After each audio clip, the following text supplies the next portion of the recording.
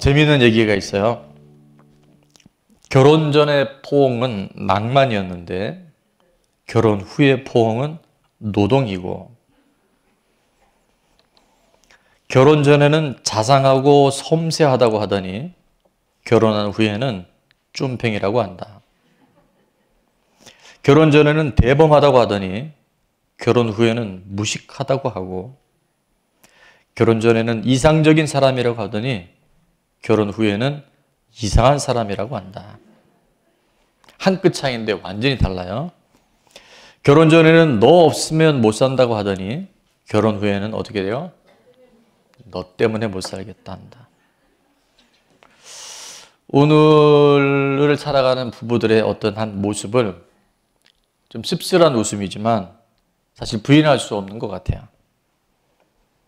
올 가정의 달에 또 오늘 부부의 주일에 정말 하나님이 원래 디자인하셨고 하나님이 그렇게 살길 원하는 행복한 가정, 행복한 부부의 모습은 어떤 모습일까? 오늘 말씀을 통해서 좀 살펴보려고 합니다. 첫 번째, 행복한 가정으로 행복한 부부가 되기 위해서는 부모를 떠나야 합니다. 오늘 본문 31절 상반절에 보니까 그러므로 사람이 부모를 떠나 그의 아내와 합하여 그 둘이 한 육체가 될지니. 성경에서 말씀하는 행복한 부부, 행복한 가정은 결혼하면서부터 부모님을 떠날 때 시작이 되는 줄로 믿습니다. 부모님을 떠난다는 게 부모님과의 관계를 끊으라는 게 아니에요. 그것은 부모님의 영향력 아래 살던 어떤 습관이나 그런 문화들, 그런 영향력들을 벗어나서 두 사람에게 허락하신 그 가정에 독립된 삶을 살아가라. 그것이 바로 부모를 떠나라고 하는 하나님의 약속의 말씀이에요. 남녀가 만나서 그렇게 하루아침에 아름다운 조화를 이루며 살아가는 것은 사실은 어쩌면 불가능해요.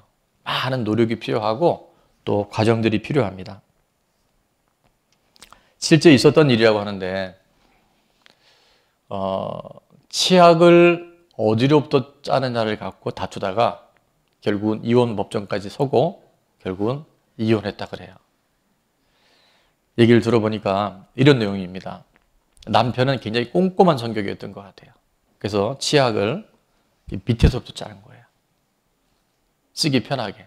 근데 아내는 좀 자유분방한 성격이었던 것 같아요. 치약을 가운데부터 쭉 짜는 거예요.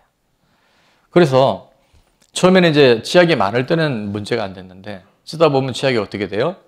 줄어들죠. 남편은 항상 밑에서부터 꼭꼭 눌러 짜니까 다음에 쓰는 사람, 또 다음에 쓸 때 편리하죠. 근데 아내는 어디부터 쓴다고요? 중간을 꼭 짜니까 남편이 이제 불편한 거예요. 아, 여보, 치약을 밑에서부터 이렇게 꼼꼼하게 짜올라야 편하지. 왜 그렇게 아무 데나 쓰냐 그랬더니 아내가 그때 한마디 한 거예요. 치약을 밑에서 짜든 중간에서 짜든 위에서 짜든 그 치약이 그 치약이지. 뭘 그런 걸 갖고 남자가 그러냐고. 남자가 그러냐고 하는 그 말을 듣는 순간 남편이 그렇게 얘기했대요. 당신네 집에서 가정교육을 잘못 받았어. 자, 이제 치약 하나 갖고 어디까지 하냐면 부모님까지 올라가는 거야. 조상까지 올라가는 거야. 근데 그러면서 그 말들이 절대 좋은 말이 안 같겠죠. 그게 이제 화근이 되어져서 결국은 그래, 그러면 너네 집은 교육 잘 받았냐? 너네 부모님은 그래서 널 이렇게 잘 키우셨냐? 결국은 돌이킬 수 없는 그런 극단적인 상황까지 갔다 그래요. 저는 그래서 이 치약 사건을 통해서 두 가지 교훈을 찾았습니다. 첫 번째, 서로의 다름을 틀렸다고 이야기하면 안 돼요. 다른 거예요. 아내 말도 맞고요. 남편 말도 맞은 거예요. 그죠? 치약을 물론 밑에서 짜면 편리하겠죠. 그러나 중간에 짠다고 그 치약이 어디 날아가는 것도 아니고 그 치약이 잘못되는 거 아니잖아요. 그러면 다른 거야. 나와 다른 거예요. 근데 그걸 인정하고 나면 얼마든지 극복할 수 있어요. 근데 우리가 부모를 떠나지 못한 사람들 안에는 부모님 안에 있었던 문화와 습관에 계속 있던 사람들은 지금 내 배우자의 어떤 모습이나 그 습관이 틀렸다라고 얘기해요. 잘못됐다라고 지적해요. 그러니까 뭐가 생겨요? 갈등과 결국은 불화가 생겨요.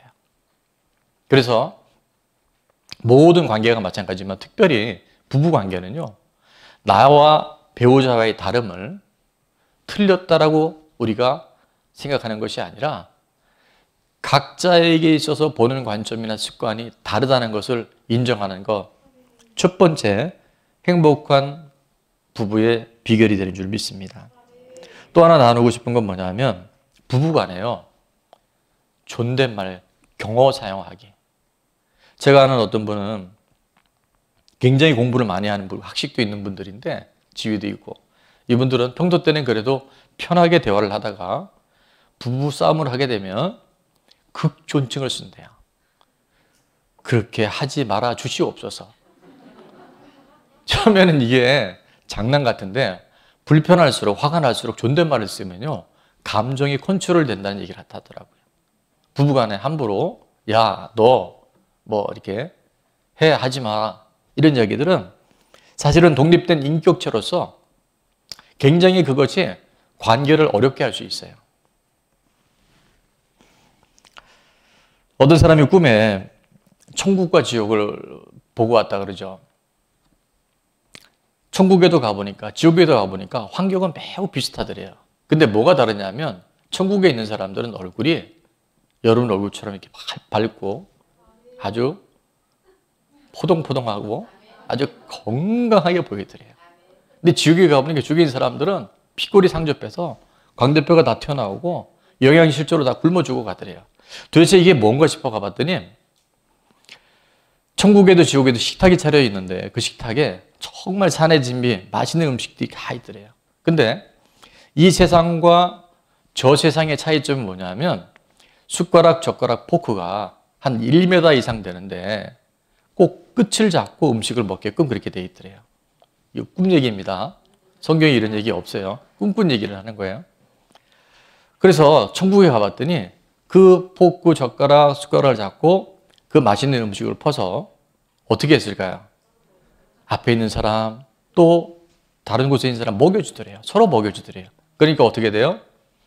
여러분처럼 얼굴이 밝고 포동포동하고 건강하게 살아가는, 행복하게 살아가는 거예요. 근데 지옥에 가봤더니 똑같은 조건인데 똑같은 숟가락, 젓가락, 포크를 갖고 있는데 음식을 떠서 어떻게 했다고요? 자기만 먹는 거예요. 근데 그게 들어갈 리가 없죠. 다 흘리는 거예요. 그래서 얼굴이 피골이 상접하고 광대뼈가 탁 튀어나오고 정말 영양실조가 걸려서 그렇게 고통스럽게 살고 있더래요. 여러분, 천국과 지옥은 환경에 있는 게 아니에요. 내가 상대방 중심, 상대방의 필요를 먼저 채워주고 상대방을 인정할 때 불행해질래야 불행해질 수 없는 행복한 가정이 이루어지게 될 줄로 믿습니다. 천국과 지옥은 환경이나 조건에 있는 것이 아니에요. 하나님의 가정의 천국을 우리 이루라고 말씀하신 것은 서로가 서로를 배려하고 서로를 먼저 생각하는 그곳, 주님의 마음으로 서로 아끼고 소중히 여기는 것이 바로 천국의 삶이 되는 줄로 믿습니다. 제가 대학 다닐 때 우리 선배 한 분이 같은 대학은 아니었는데 이제 그 당시에는 캠퍼스 커플을 CC라고 얘기했는데 그 이제 선배 형님과 사귀는 나중에 이제 형수님이 되신 거죠, 저한테는. 결혼 전에는 뭐 옛날에 저희 대학 다닐 땐 그랬어요. 형 막 그랬어요. 그러니까 이제 사실은 오빠죠, 위에. 근데 형이라고 부르면서 서로 반말하고 친구처럼 그렇게 막역하게 지냈는데 결혼한 이후에 집들이 한다 해서 가보니까 집들이 하는 그날 제가 정말 충격을 받은 거예요. 뭐냐 하면 두 사람이 불과 결혼 전까지만 해도 뭐 형, 너, 뭐 야 막 이랬던 사람들이 서로 존댓말을 쓰는 거예요. 여러분 그게 얼마나 어색했는지 진짜 닭살이 돋더라고요. 그래서 내가 물어봤어요. 아니 형 왜 그러시냐고. 우리가 이렇게 어색한데 두 사람은 얼마나 뻘쭘하겠냐고. 내가 이제 질문을 했더니 이렇게 얘기를 해요. 집에 강아지를 한 마리 키워도 집 주인이 그 강아지를 아끼고 소중히 여기고 그 강아지를 사랑하면 옆집, 이웃집의 사람들도 어떻게 할까요? 그 강아지를 소중히 여겨요. 그런데 집주인이 집에서 기르는 강아지를 대충 발로 퉁퉁 차고 홀대하고 함부로 하면 옆집 사람도 이웃 사람들도 어떻게 할까요? 그 주인이 하는 걸 보잖아요. 그러니까 함부로 한다는 거예요. 그러면서 하는 얘기가 결혼한 그 순간부터 내가 사랑하는 내 아내인데 내가 소중히 여기고 내 아내를, 내 남편을 서로 인정하고 존중하는 것이 너무 귀중한 걸 깨달았기에 그렇게 실행한다는 거예요. 처음에는 이해가 되지 않았는데 가만히 들어보니까 그 말이 맞더라고요. 특별히 부모님이 서로 이렇게 존댓말을 쓰잖아요. 그럼 아이들이 그거 봅니다. 가끔 가다 가정에 신방을 가보면 아이들이 엄마한테 막 하는 아이들을 봐요. 제가 일일이 조사는 안 해봤지만 아마 아빠가, 남편이 아내에게 그렇게 할 가능성이 되게 많아요. 아빠가 아내를 소중히 여기고 존댓말 쓰고 인정해 주잖아요. 아이들이 함부로 못해요. 여러분, 오늘 우리들의 모습이 아이들에게 수많은 교육을 시키는 것보다 더 중요한 거예요. 부모가 서로 존중하고 부모가 서로 아껴주고 부모가 서로 소중히 여길 때 아이들에게 최고의 안정감 있는 영적인 교육이 될 줄로 믿습니다.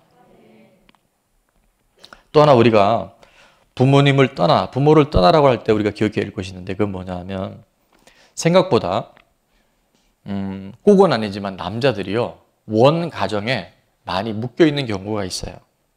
저희 가정이 아들만 삼형제입니다. 제가 이제 막내예요.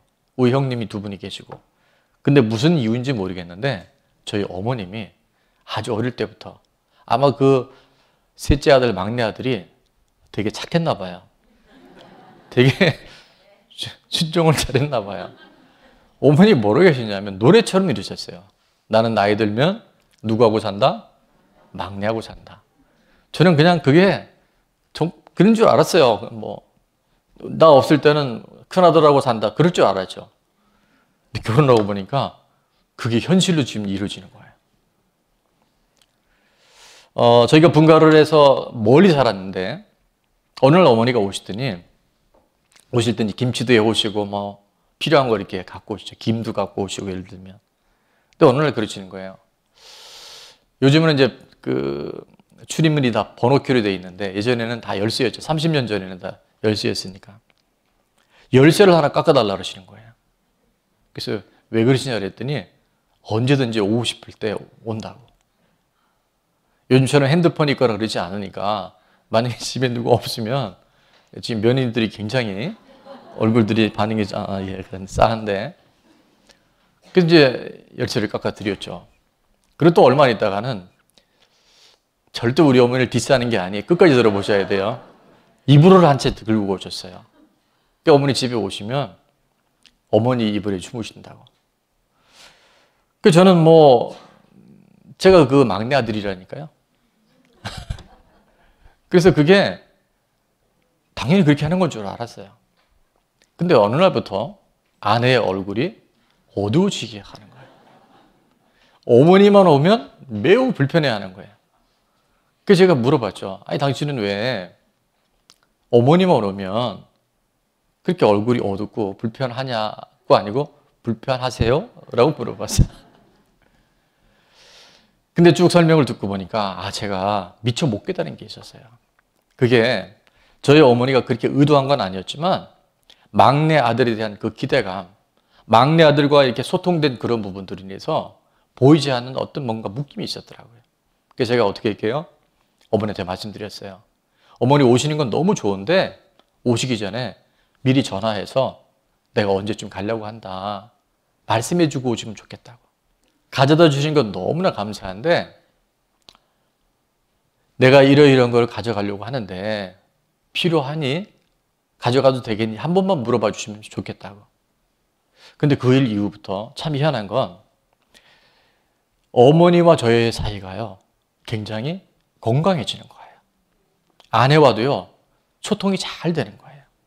오늘 왜 하나님이 결혼한 가정에 부모를 떠나라고 말씀하셨는지 그런 가정이 없기를 바라지만 아직도 아내들도 마찬가지입니다. 원 가정에 부모님의 어떤 것에 묶여서 내게 허락하신 남편, 내게 허락하신 아내로부터 온전한 연합을 이루지 못하는 분들이 있다고 한다면 오늘 주신 이 메시지를 통해서 여러분 삶을 다시 한번 되돌아볼 수 있기를 주의 이름으로 축원합니다. 이것이 끊어질 때요, 부모님께 더 효를 잘할 수 있고 부부 간의 온전한 연합이 이루어지게 될 줄로 믿습니다. 자, 두 번째, 행복한 가정, 행복한 부부는 어떤 부부인가? 아내와 합해야 됩니다. 아내와 연합해야 돼요. 오늘 31절 말씀해 보니까 그러므로 사람이 부모를 떠나 그의 아내와 합하여 그 둘이 한 육체가 될지니. 창세기는 하나님께서 아담이 혼자 있는 것을, 홀로 있는 것을 보시기에 그렇게 좋지 못했다 말씀하세요. 그래서 창세기 2장 18절에 보니까 이렇게 말씀합니다. 우리 다 같이 한번 읽을까요? 시작. 여호와 하나님이 이르시되 사람이 혼자 사는 것이 좋지 아니하니 내가 그를 위하여 돕는 배필을 지으리라 하시더라. 아멘. 자, 아내와 합한다고 하는 것에서 아내와 합한다는 것이 굉장히 중요한 의미가 있는데 방금 우리가 읽은 창세기 2장 18절에 그 아담에게 하나님은 아내를 돕는 배필로 주셨다 그랬어요. 근데 우리는 여기서 돕는 배필할 때 돕는이라는 것을 그냥 헬퍼, 옆에서 그냥 이렇게 조력자로 도와주는 정도의 도움이라고 생각하는데 여기서 말하는 돕는 배필의 도움이란 뜻은 히브리 원어에 보니까요, 에제르라고 하는 단어를 써요. 에제르. 돕다라고 하는 게. 근데 에제르가 뭐냐면 말 그대로 도움, 돕는 자 이런 뜻이 있는데 아까 얘기 드린 대로 헬퍼나 조력자가 아니라 시편 121편 1절과 2절에 보면 도움이란 단어가 두 번이 반복이 되는데 1절 내가 산을 향하여 눈을 들리라 나의 도움이 어디서 올까? 여기 도움이 나오죠. 2절에 보면 한번 같이 읽습니다. 시작. 나의 도움은 천지를 지으신 여호와에게서로다. 아멘. 이 도움은요, 하나님이 창조주가 피조물인 인간을 도울 때 쓰는 단어가 바로 이 에제르라는 단어예요. 이제 좀 눈치를 채시겠어요? 아내는 그냥 옆에서 시중드는 그런 돕는 배필이 아니라 하나님과 같은 마음과 관점으로 남편을 섬기고 남편을 위하는 사람이 바로 아내라고 하는 거예요. 그래서 이 돕는 배필의 아내의 조언을 듣고 아내와 하나가 되는 것은요, 이 땅에서 가장 중요한 행복의 첫 출발점이 된다는 거예요. 시편 124편에도 보면 8절에 이렇게 말씀합니다. 우리의 도움은 천지를 지으신 여호와의 이름에 있도다. 여기서 이 도움이 뭐냐면 바로 에제르라는 단어를 써요. 그래서 돕는 배필 아내의 역할, 아내가 남편을 위해서 섬기고 남편을 위해서 헌신하는 모든 것들은 하나님이 인간을 도울 때 주시는 것과 동일하다는 거예요. 네, 오늘 여성분들이 굉장히 지금 힘을 얻고 있어요. 가정에 남자는 머리라고 얘기를 하죠. 그러면 아내는 어디게요? 굉장히 많은 분들이 아내는 목이에요. 머리가 아무리 뛰어나도 머리는 어떻게 해요? 목이 돌리는 대로 돌아갑니다.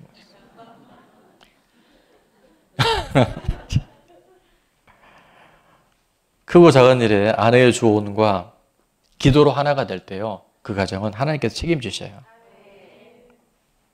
그런 얘기가 있더라고요.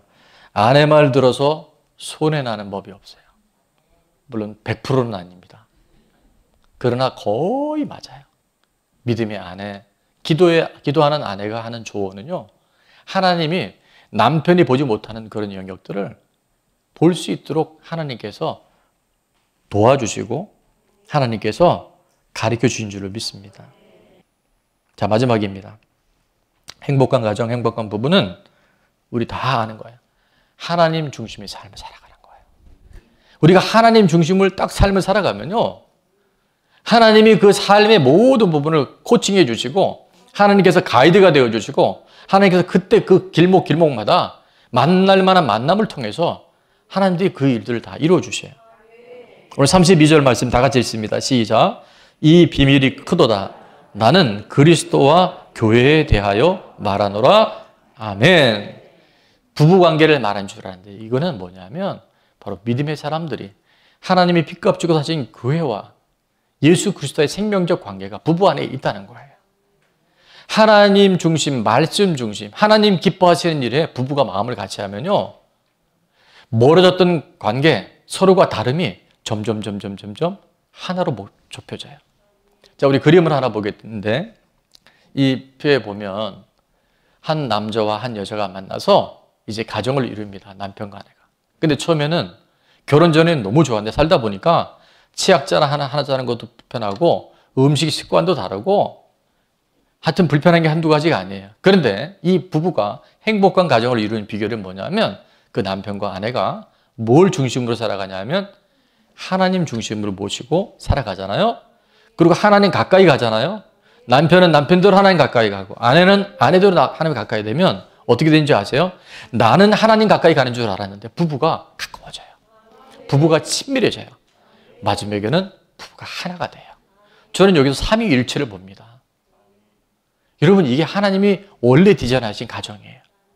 그러면 아내가, 남편이, 자녀가 하나님 중심으로 살아가면요. 점점 하나가 된다니까요. 점점 온전해진다니까요. 서로가 서로의 연합이 일어나는 생각이 같고 보는 눈이 같고 인생을 살아가는 가치관들이요. 하나가 되어져요. 잠시 있다가는 이 세상 속에서 영원한 가치를 향해서 날아가니까. 정말 이것이 온전히 되어지면요. 저 아이들은 하나님이 키워주셔요. 저 아이들이 잘 자라요. 자존감도 높고 늘 하나님 중심으로 살아가니까 하나님이 역사하지 않을 수가 없는 거예요. 결혼 전엔 그 포옹의 낭만이었는데 지금은 노동이 돼버리고 결혼 전에 그토록 자상했던 그 모습이 쫌팽이고 그렇게 대범했던 게 무식해 보이고 이상적인 모습이 이상한 사람으로 보이고 너 없으면 못 산다 그랬다가 너 때문에 못 산다는 그 이유는 자신을 바라보기 때문에 나밖에 모르기 때문에 그러나 하나님 중심으로 삶을 살아가기 시작하면 그때부터 우리 삶에 역전이 일어나요. 터닝이 일어납니다. 말씀의 결론을 맺습니다. 행복한 가정은 행복한 부부를 통해서 이루어지는데요. 첫 번째, 부모를 떠나야 합니다. 두 번째, 아내와 온전히 연합해야 돼요. 세 번째, 하나님 중심의 삶을 살아가야 됩니다. 세월이 굉장히 빠르게 지나가죠. 코로나 지금 2년 넘게 있다가 이제 또 한 해 중반 마감을 향해서 휙휙 지나가요. 이렇게 빠른 시간들 속에서 부모 세대는 지나갑니다. 그리고 우리 자녀들이 커서 이제 곧 결혼을 하게 돼요. 그리고 그 아이들이 또 부모가 됩니다. 아까도 말씀드렸지만 오늘 저와 여러분이 살아가는 우리 부부의 모습, 부모님들의 모습은요. 바로 우리 자녀들이 앞으로 20년, 30년 후에 살아갈 삶에 결정적인 영향을 줄 수 있어요. 오늘 우리가 행복한 삶을 살아갈 때 하나님 보실 때 행복한 부부로 살아갈 때 저 아이들의 삶은 거의 확정적으로 하나님께서 그런 가정을 이끌어 주셔요. 근데 오늘 그렇게 본 적이 없는 아이들은요. 도피하다시피 해서 결혼을 했는데도 역시 반복되는 불행한 가정들이 무수히 많은 걸 봐요. 문제가 생겼을 때 수습하는 것도 중요하지만 예방의학이 너무 중요해요. 오늘 주신 이 말씀을 여러분이 잘 새겨서 오늘부터 하시면 돼요. 함부로 반말하지 말고 그냥 내 습관대로 하지 말고 동반어전에 묶여있지 말고 정말 하나님 원하시는 하나님 중심의 삶을 살아서 아내가 뭘 원하는지 남편의 필요가 무엇인지를 잘 적어서 오늘 살아갈 때 우리 자녀들이 결혼해서 부부가 되어주고 그 아이들이 부모가 되어졌을 때 그때 우리 부모님, 그때 우리 할아버지 할머니 그 모습들이 가장 큰 복이었다고 그 만남이 우리 인생의 가장 큰 하나님의 선물이었다고 고백할 수 있는 그런 믿음의 가정들 다 될 수 있기를 주의 이름으로 축원합니다.